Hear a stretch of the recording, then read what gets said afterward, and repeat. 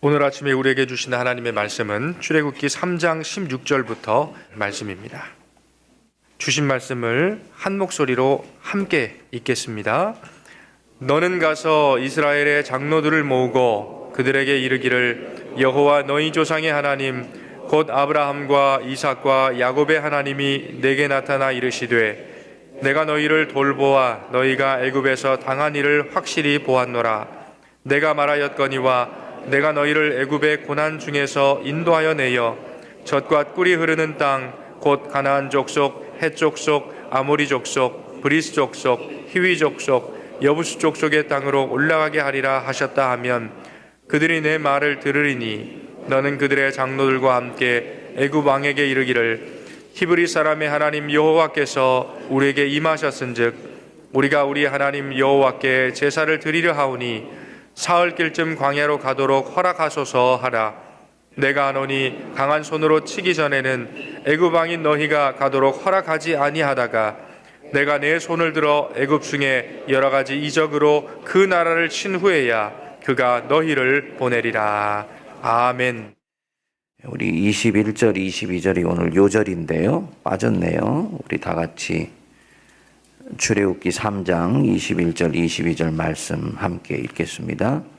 내가 애굽 사람으로 이 백성에게 은혜를 입히게 할지라 너희가 나갈 때 빈손으로 가지 아니하리니 여인들은 모두 그 이웃과 및 자기 집에 거류하는 여인에게 은폐물과 금폐물과 의복을 구하여 너희 자녀를 꾸미라. 너희는 애굽 사람들의 물품을 취하리라. 아멘. 하나님께서 자신의 사명을 감당하기를 한사코 부담스러워하는 모세에게 이제 앞으로 일어날 일들에 대해서 자세하게 말씀을 합니다.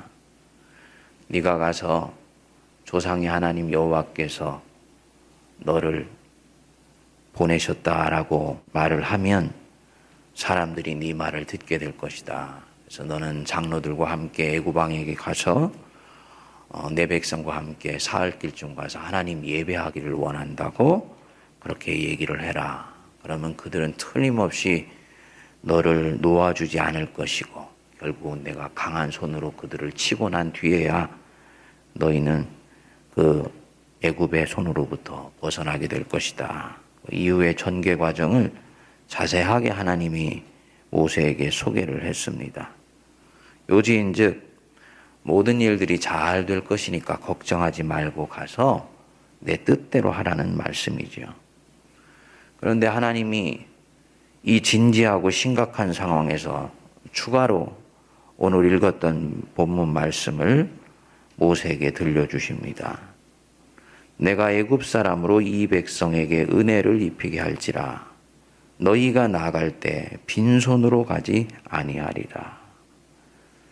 출애굽하여서 다음 스텝으로 나가게 될 때 너희는 빈손으로 그곳을 벗어나지 않을 것이다. 그래서 22절 보시면 여인들은 모두 그 이웃사람과 및 자기 집에 거류하는 여인에게 은폐물과 금폐물과 의복을 구하여 너희의 자녀를 꾸미라. 장식하라 그 얘기죠. 너희는 애굽 사람의 물품을 취하리라. 실제로 출애굽기 12장 36절에 보면 하나님께서 애굽 사람들에게 이스라엘 백성의 은혜를 입히게 하셔서 그 급박한 출애굽의 상황에서 이스라엘 백성들이 애굽 사람에게 구하는 것을 그대로 다 주게 하셨습니다. 그래서 애굽 사람의 물품을 취하는 역사가 출애굽기 12장에 나오게 됩니다. 너희가 나갈 때 빈손으로 나가지 아니하리라. 한 개인이나 한 공동체가 출애굽하여서 새로운 믿음의 걸음을 걸어가게 될 때 나타나는 결과에 대해서 말씀하시는 것입니다. 무슨 말이냐니 노예처럼 쫓겨나는 것이 아니라는 것입니다. 나갈 때는 귀한 사람처럼 극진한 대접을 받은 후에 온갖 재물을 갖고 너희들이 나가게 될 것이다. 분명히 이들은 지금 노예로 전락해서 학대를 당하고 있는데요. 그게 맞지요. 하지만 하나님이 그 출애굽적 상황에 간섭하시고 고난에 간섭하셔서 하나님의 손길이 닿기 시작하면 모든 결과는 그때부터 달라지기 시작할 것이다. 이 말씀입니다. 여러분, 그것이 저와 여러분들이 죄로부터 벗어나는 과정이건 자신의 옛 습관을 털어버리는 과정이건 공동체가 이전의 틀을 벗고 새로운 것들을 꿈꾸는 출애굽이건 아니면 일제시대처럼 다른 이들의 억압으로부터 출애굽하는 것이건 나를 속박하는 상황에서 자유를 향해 몸부림치는 과정이건 그것이 어떤 것이건 간에 하나님과 함께 감행하는 출애굽은 절대로 빈손으로 그 자리를 벗어나게 하시는 일이 없습니다. 하나님의 은혜예요. 하나님의 은혜. 하나님 없이 몸부림치면 빈손 들고 손 탈탈 털어버리고 과거에 했었던 선한 싸움들이 헛수고가 된 채 그렇게 나오는 경우들이 생깁니다. 운명에 내맡겨져서 살아가는 인생에서 이런 일들이 일어납니다. 그런데 하나님과 함께 동행하면서 이끌림을 받게 되면 거기에는 반드시 상급이 있습니다. 영적 전리품이 있어요. 목회자가 하나님과 함께 출애굽을 감행하게 되면요. 증언이 남고 증거가 남습니다. 하나님의 살아계신 역사를 다른 사람들에게 풍성하게 전할 수 있게 돼요. 성도가 하나님과 함께 출애굽하는 역사가 일어나면 여러분들이 이후의 삶을 살아가는데 토대가 되고 기반이 되는 많은 것들을 하나님께서 채워주시고 이끌어 주십니다. 그래서 새로운 삶의 밑거름이 돼요. 하나님이 지금 모세에게 왜 이 말씀을 하시겠습니까? 저는 처음에 이 본문을 묵상할 때 고개가 좀 갸우뚱거려지더라고요. 사실 21절과 22절은 앞에 이때까지 왔었던 흐름에 비교하면 좀 격이 떨어지지 않습니까? 그렇죠? 예. 많은 주석책, 수준 있는 주석책을 쓰는 분들은 21절과 22절을 아예 언급을 안 하는 경우들이 많이 있습니다. 이유가 있죠. 아니, 이 급박하고 긴장된 상황 속에서 하나님이 빈손으로 가지 않게 할 거야. 내가 너희들에게 애굽 사람의 물품을 쥐어서 너희 손에 쥐어줄 거야. 이런 물질과 재정에 대한 말씀을 도대체 왜 안 할까? 좀 격이 안 맞으시다.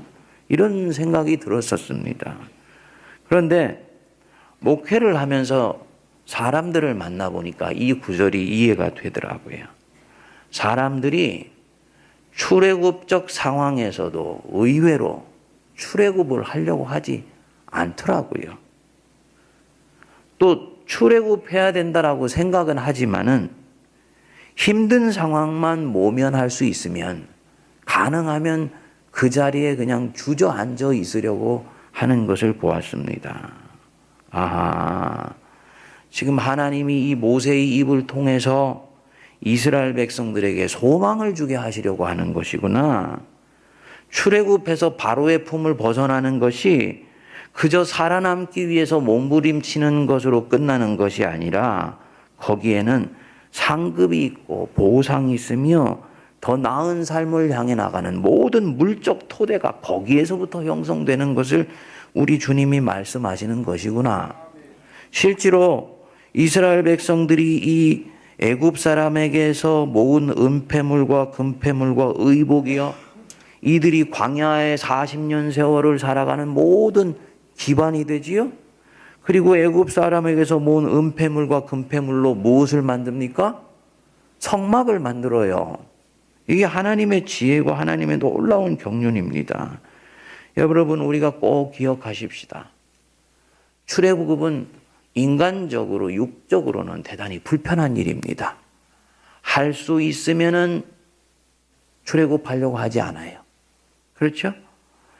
그런데 그 출애굽을 우리가 육을 극복하고 영에 이끌려서 감행하려고 할 때는 하나님이 반드시 그렇게 길을 나서는 성도들 빈손으로 가도록 하지 않는다는 것 꼭 기억하실 수 있게 되기를 바랍니다.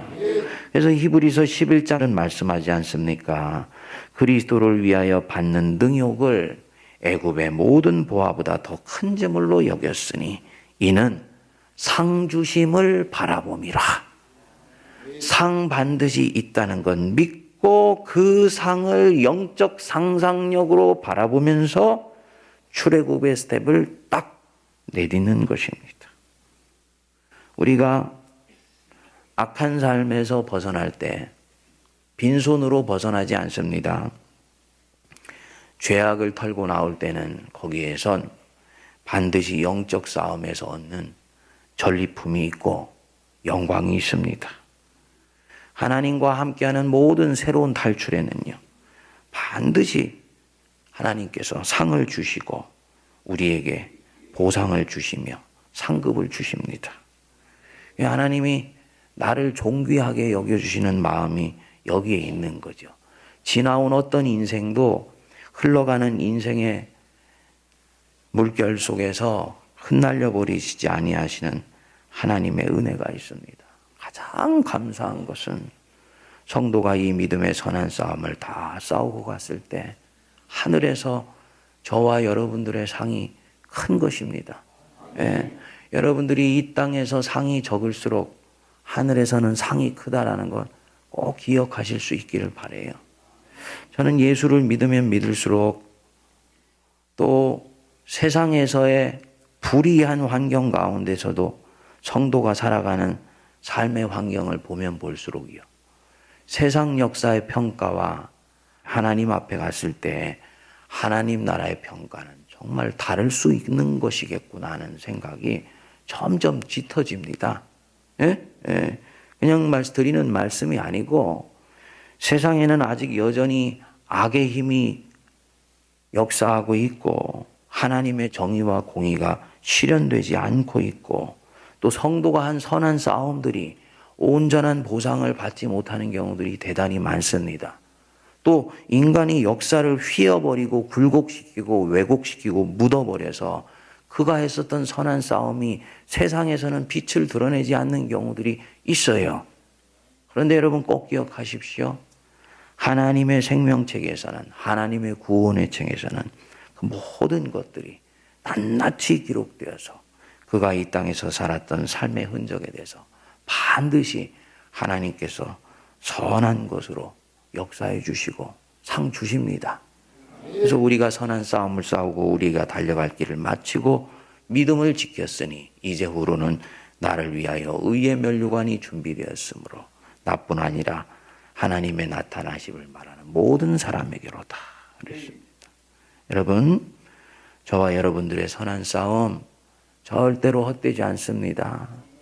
이 땅에서 다 받지 못할지라도 오히려 다 받지 못한 것 때문에 하늘에서 저와 여러분들의 상이 크다는 것 꼭 기억하십시다. 옛것으로부터 벗어나려는 몸부림, 그것 포기하시면 안 돼요. 반드시 하나님이 선한 것으로 채워주십니다. 우리 세문안 이제 입가나안하는 상황 속으로 들어가 있습니다. 그런데 입가나안이 진정한 입가나안이 되려면요, 출애굽이 또한 있어야 되지요. 그렇죠? 몸만 출애굽하고 5년 전에 우리 성전만 출애굽한 것이 아니라 저와 여러분들의 영도 혼도 우리를 묶고 있는 옛것으로부터 출애굽하여서 입가나안하는 새로운 역사를 만들어갈 수 있게 되기를 바랍니다. 용기와 확신을 갖고 우리를 얽어매이는 원수의 팔을 끊어내는 아름다운 역사가 있기를 주님의 이름으로 축복드립니다. 기도하겠습니다. 우리 주 예수 그리스도의 크신 은혜와 하나님 아버지의 한량없는 사랑하심과 성령님의 위로교통 감동 감화 역사하심이 이 새벽을 깨워 주님 앞에 나와 하나님의 눈앞에 발견됨으로 하루를 시작하는 모든 성도들, 말씀에서 주신 대로 우리 인생을 빈손으로 돌아가게 하지 아니하실 것을 믿어 확신하며 하나님 앞에서 믿음의 선한 싸움을 계속 싸워가기로 다짐하는 모든 주의 백성들 머리 위에 그들의 가정과 사역과 사랑하는 모든 믿음의 후손들과 피로 값주고 사신 이 제당과 이 나라와 이 민족과 온 열방 위에 이제로부터 영원토록 함께하옵시기를 간절히 축원하옵나이다. 아멘.